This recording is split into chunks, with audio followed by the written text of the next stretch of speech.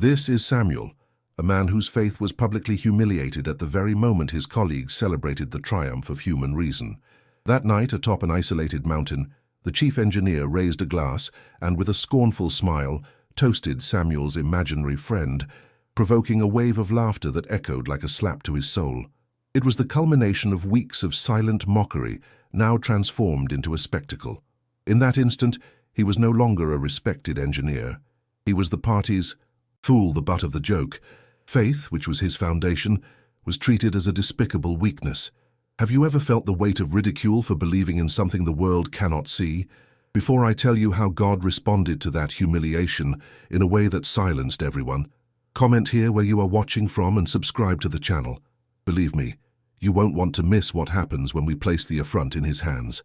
The silence that followed Samuel's response was denser and more uncomfortable than the noise of the laughter. The atmosphere in the celebration hall, once vibrant and full of ego, became heavy, almost unbreathable. The men who seconds before had been laughing heartily now averted their gazes, fiddling with their glasses, suddenly very interested in the melting ice. Samuel's calmness, his refusal to play the game of aggression, had completely disarmed them.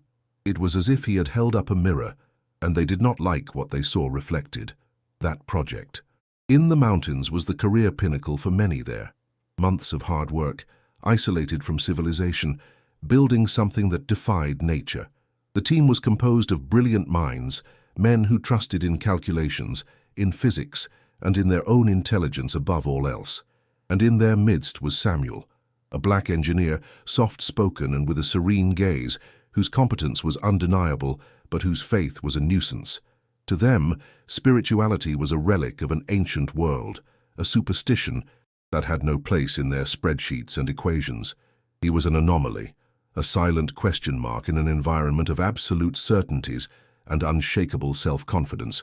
Samuel's isolation was not made of closed doors, but of condescending smiles. It was the jokes at lunchtime when he closed his eyes for a moment in thanks. It was the comments from Ricardo, the boss, about how luck or the universe was on their side, always with a sidelong glance at Samuel, as if to say, "Don't come at me with that God story." Every small act of mockery was a needle prick, undermining his presence, trying to reduce him to a caricature. They didn't understand that his peace came not from passivity, but from a much deeper source. To them, a man who didn't retaliate in kind was, by definition, a weak man. Far from his wife, his children, and his church community, Samuel felt the weight of that environment. Sometimes at night, he would look at the stars, clearer at that altitude, and remember God's promises. He remembered the hymns he sang with his congregation, the warmth of fellowship, the feeling of belonging. There, he was a foreigner, not because of the color of his skin, though that perhaps added a layer of otherness, but because of his faith. He was the only one who knelt in silence before sleeping, the only one whose refuge was not in a bottle of whiskey or in ambitious plans for the future, but in a silent conversation with the Father. The night of the celebration was the boiling point. The project was completed, a success. The bonfire crackled, the bottles were open, and the feeling of invincibility was palpable. Ricardo, the charismatic and arrogant leader, stood up for the toast. He was the mirror of that group, intelligent, successful, and completely skeptical. His speeches were always about the strength of man, the genius of engineering, the human capacity to tame the impossible. God had no place in his narrative, and on that night, he decided that Samuel's faith had no place in that celebration either. He wanted to make that clear once and for all in front of everyone. A toast to science, to logic, and to the power of the human mind, which brought us here, Ricardo began, his voice resounding in the room. Everyone raised their glasses, a chorus of cheers and applause. Samuel raised his as well, in recognition of everyone's work. But then Ricardo paused, swept the room with his gaze, and fixed it on Samuel. The sarcastic smile widened. And a special toast to Samuel and his imaginary friend who must have helped too. The laughter erupted, loud and cruel. It was no longer a veiled joke. It was a direct attack, a calculated humiliation designed to isolate and diminish him before his peers. To Samuel, those words were like stones. He felt the physical impact of the humiliation. the heat rising in his face, the lump in his throat. Every laugh was a nail driven into his dignity. He saw the faces of his colleagues, men with whom he had shared bread and work for months, now united against him, laughing at his soul. For a moment anger threatened to rise. The urge to respond in kind, to throw their arrogance back in their faces, was immense. But then an older, calmer voice spoke within him, a memory of a sermon about turning the other cheek, not out of cowardice, but out of a strength the world does not understand. Everyone expected a reaction, an explosion, a heated defense, or perhaps for him to shrink back, defeated. The silence that settled as the laughter died down was thick with expectation. Samuel took a deep breath, a silent prayer for grace and wisdom. He was not an actor, and what he did next was not a performance. It was an act of pure faith, born of pain and conviction.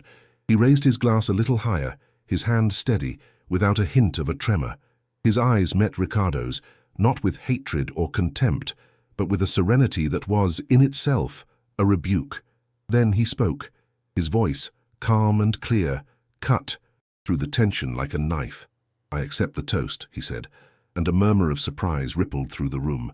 "And I ask that God, in his infinite mercy, bless the work of each one of us and keep us safe on our way back home." There was no irony in his voice, only sincerity. He did not return the offense. He absorbed it and transformed it into a blessing. The shock on Ricardo's face was visible. The mockery dissolved into the air, replaced by a profound embarrassment. Samuel's silent. Strength, the very thing they interpreted as weakness, had won the battle without firing a single shot. The party died right there. No one else touched their glasses. The low-playing background music seemed an affront. A few men stood up, murmuring excuses about being tired, and retreated to their quarters. They didn't look at Ricardo, but they didn't look at Samuel either. They looked at the floor, at the door, anywhere that wouldn't force them to take a side. Ricardo remained standing, glass still in hand, his face a mask of contained fury and humiliation. He, the master of words, the center of attention, had been disarmed by a blessing. He had tried to ridicule Samuel's faith, and in the process ended up exposing the fragility of his own arrogance for all to see. Samuel did not wait for the awkwardness to dissipate. He gave a respectful nod and withdrew as well, not with the posture of a man fleeing, but of someone who knows his part there is done. In his small, functional room, he did not feel triumph. He felt the weariness of the spiritual battle, the pain of the offense that still throbbed, but above all, he felt a deep peace. The peace of one who has remained faithful under fire. He knelt beside the narrow bed, the cold floor under his knees, and prayed. He did not ask for punishment or revenge. He gave thanks for the strength, asked for forgiveness for any drop of anger he had felt, and repeated his prayer in a low voice. "Keep us, Lord," on the way back home. Short time later, a strong wind whistled outside, making the lodging window tremble. One or two men still in the main room laughed, a nervous relief. "Looks like the mountain is angry today," one of them said, trying to break the ice. Ricardo, still stewing in his anger, just grunted something about the weather forecasts being wrong again, more proof of the fallibility of systems. To them, it was just the weather, an inconvenience, a welcome change of subject to erase the memory of what had just happened. No one gave due importance to that first warning, to that murmur of nature that was beginning to rise like a sleeping giant. But it was no ordinary mountain storm. In a matter of minutes, the wind turned into a deafening howl, and the rain, which began as a drizzle, started to fall in torrents, beating against the station's metal as if they were stones. The thunderclaps were not distant. They exploded right above them, making the ground vibrate. The feeling was not of being inside a shelter, but inside a drum being beaten by an invisible, furious force. The self-confidence that had filled that place hours before was swept away by the pure, primal violence of the storm. The triumph of human engineering seemed like a joke in the face of the sky's fury. And then, with a high-pitched hum and a snap, everything went dark. The lights, the heater, the computers that held all their precious data, everything went out. The darkness was total, absolute, disorienting. The only sound was the roar of the storm outside and the sudden sound of frightened breaths in the dark. For a second there was a shocked silence, and then the chaos began. Shouts, the noise of people bumping into furniture, panic rising in their throats. Ricardo yelled orders, "Calm down, get the emergency flashlights." But his voice, once so commanding, was tinged with a fear he couldn't hide. His logic depended on light, on power, on control, and he no longer had any of it. The men, once so sure of themselves, acted like scared children in the dark. Their expensive cell phones were useless with no signal. The phone flashlights created dancing, ghostly shadows that only heightened the sense of panic. Where was science now to calm them? Where was logic to explain the visceral feeling that they were small and powerless? The arrogance had dissolved in the darkness, replaced by a raw, primitive fear. They were the brightest minds in their field, but at that moment they were nothing more than a group of men trapped in a metal box on top of a mountain, at the mercy of a force they could not calculate or predict. It was then that a new sound joined the terrifying symphony of the storm. It wasn't the wind, nor the rain, nor the thunder. It was a low, deep noise, a guttural rumble that seemed to come from the very bowels of the earth. The ground shook violently for an instant, and one of the men, a geologist, shouted a single word that sealed their fate. "Landslide!" The panic turned to sheer terror. The only road that connected them to the world, the escape route they all planned to take the next morning, was undoubtedly buried under tons of rock and mud. They were no longer just without light. They were trapped. Ricardo's collapse was as swift as the power outage. The man who had toasted the supremacy of the human mind was now paralyzed. He huddled near a wall, the trembling light of a flashlight revealing the terror in his eyes. His orders had ceased. His charisma was gone. The leader everyone admired and followed had disintegrated, leaving a vacuum of authority in the midst of the chaos. The other men looked at him, hoping for a solution, a plan, anything. But Ricardo had nothing to offer. His brilliant mind, stripped of its tools and its confidence, was just a frightened mind like anyone else's. Amid the pandemonium, Samuel was quiet. He found a place to sit, away from the hustle and bustle. It wasn't that he didn't feel fear. His heart pounded against his ribs, and the survival instinct screamed within him. But his fear was different. It was not the fear of abandonment, of helplessness. It was the reverent fear of one who recognizes an immensely greater power at work. While the others despaired, he prayed. A continuous, silent prayer, no longer for safety on the way home, but for a way, for an exit. His calm was not passivity. It was an attentive listening in the midst of the noise, a vigilant waiting in the midst of the darkness. And it was in that inner silence, amid the roar of the storm and the cries of terror, that the answer came. Not as an audible voice, but as a clear image in his mind. A topographical map he had studied days before, out of sheer professional curiosity.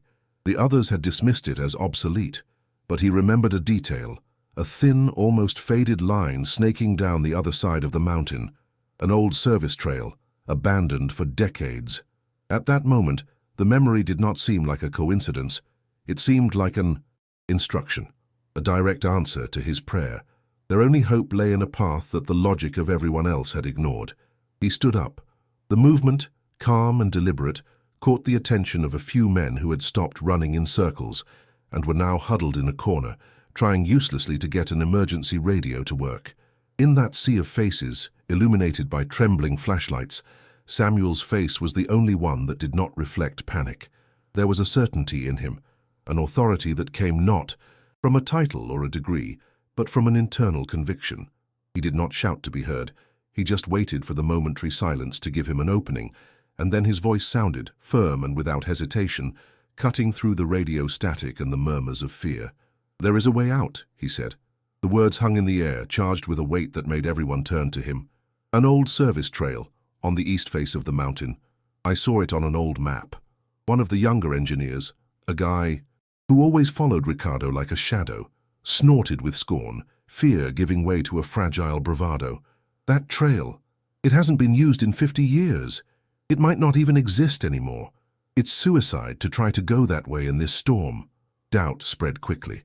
It was the voice of reason, of the logic they knew, struggling to reassert its dominance even amid the collapse. But then something changed. The men's eyes shifted from the skeptical engineer and turned to Ricardo, still huddled and silent. They sought their leader's confirmation, the final word that always guided their decisions. But Ricardo said nothing. He just looked at Samuel, his face pale, a mixture of fear, shock, and something that resembled surrender. The arrogant leader's silence was more powerful than any argument. At that moment, the hierarchy of that group was inverted. Power was no longer with the man who had the logical answers, but with the only man who seemed to have an answer, any answer at all. Samuel did not argue.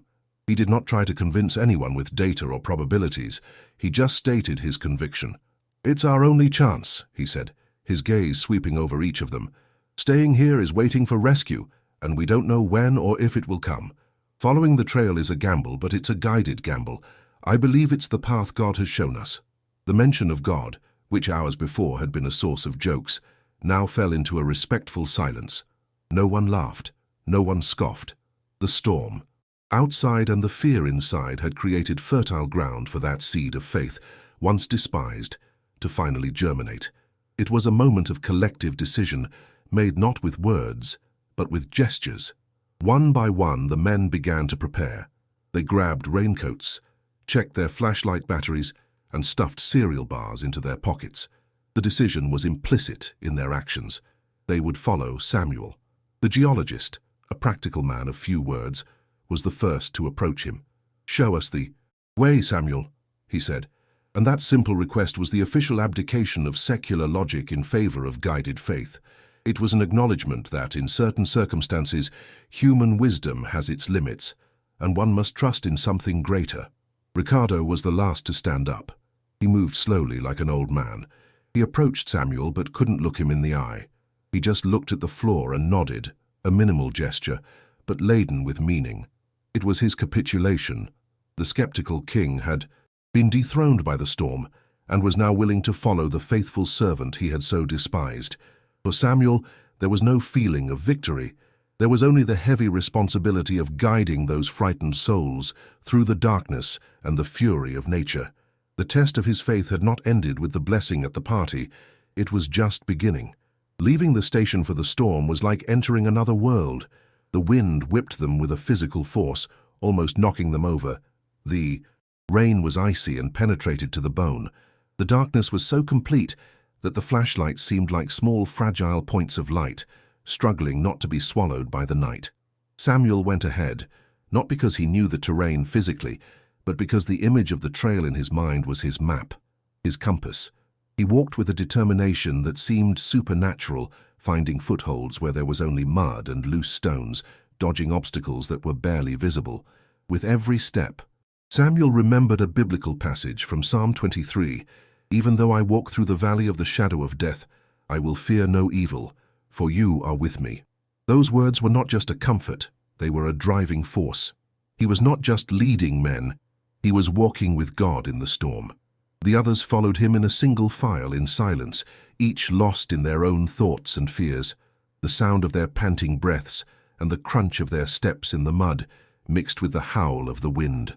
The fire, arrogance and mockery had been washed away by the rain, leaving only human vulnerability. There were moments when doubt almost overcame them. At one point, the trail seemed to disappear completely into a pile of fallen rocks.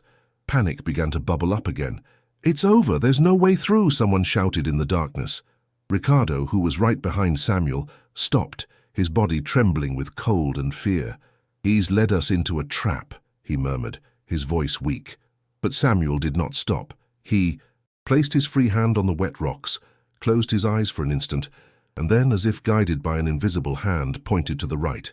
"The way is through here," he said, with a certainty that silenced the despair. They went around the rocks, and on the other side the trail reappeared, narrow and dangerous, but it was there. That small miracle, that small confirmation, strengthened the group's hesitant faith. They stopped questioning. They stopped doubting. They just followed, placing their feet exactly where Samuel placed his, trusting his leadership as if their lives depended on it, which in fact they did. The journey was a test of physical endurance, and even more, a test of trust. Trusting the man they had humiliated, trusting the faith they had ridiculed.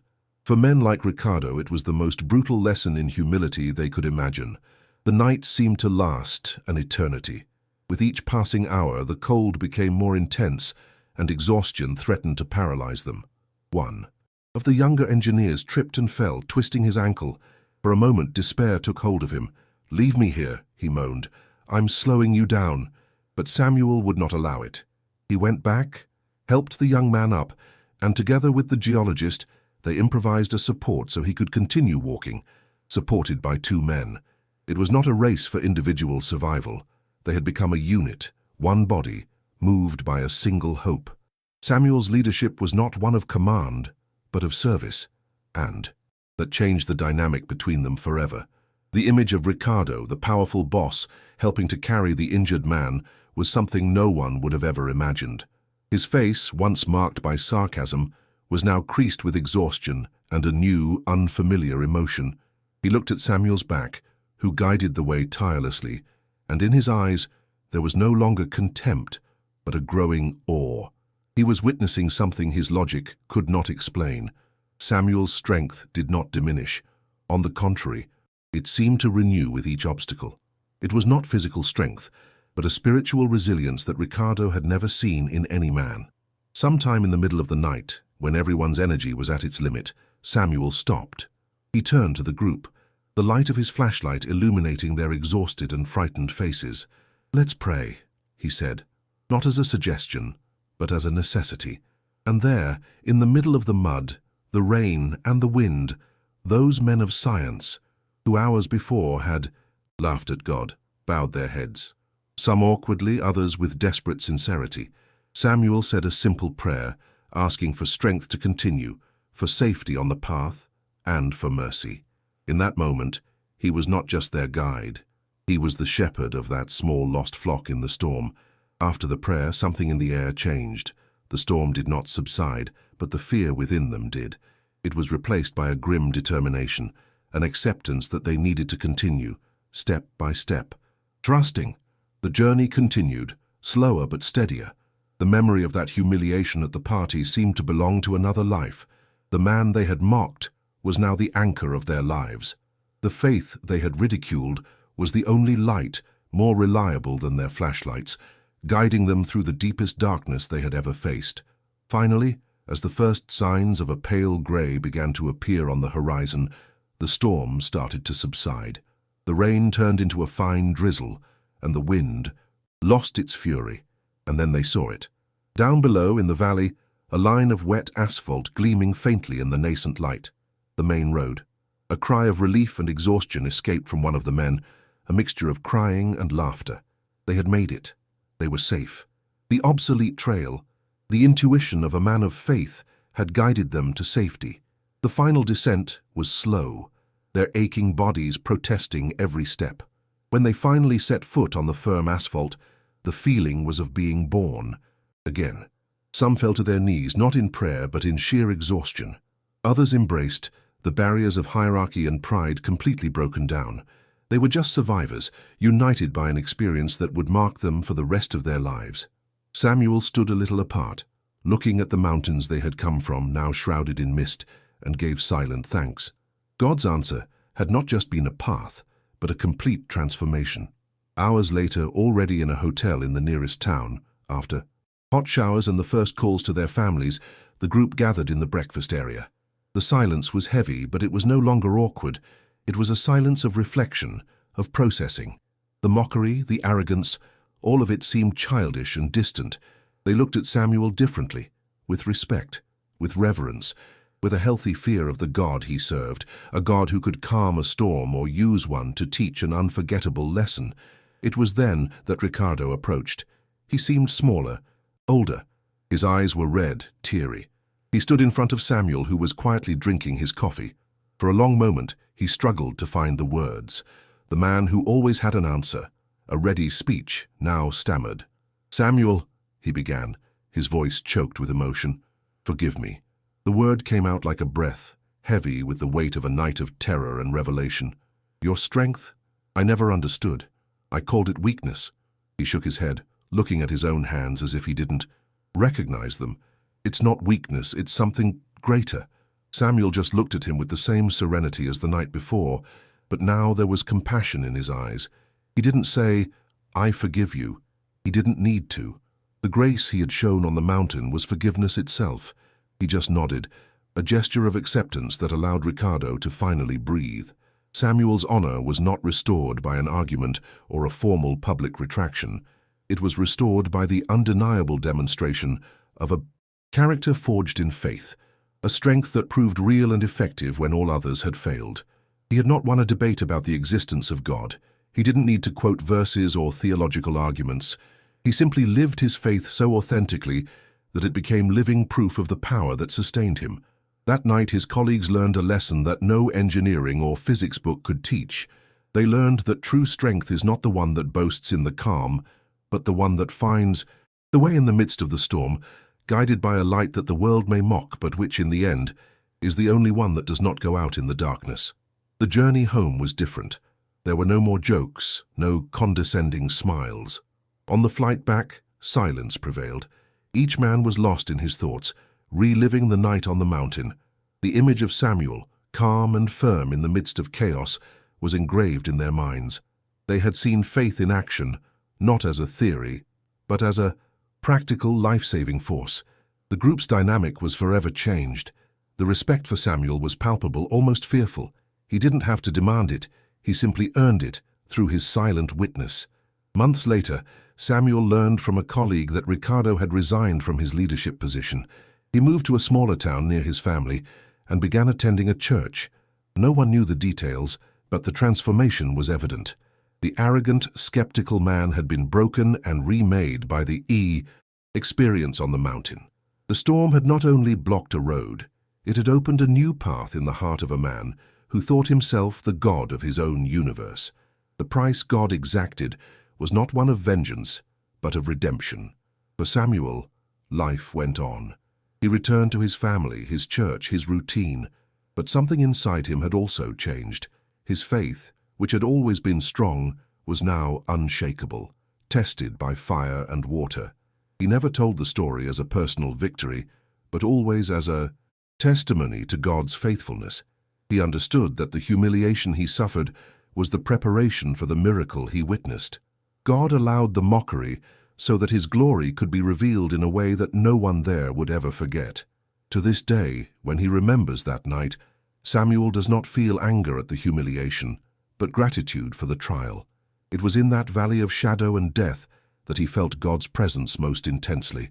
It was when his faith was ridiculed that it became stronger and more visible to others. The storm on the mountain passed, but the lesson remained. Human arrogance builds towers that the first gust of wind can topple, but humble faith in God builds a foundation on the rock, which not even the most violent of storms can shake. That night they did not just survive a landslide, they witnessed the hand of God acting through a simple, faithful man. They learned that faith is not an imaginary friend, but a real and powerful presence, especially when darkness falls and all other paths are closed. The mockery was silenced forever, replaced by a deep and lasting respect, the indelible mark of a night when the storm only obeyed the man who prayed. If you know someone who needs their faith strengthened, please share this video. Don't forget to subscribe for more stories about how faith in God can move mountains. Thank you for listening.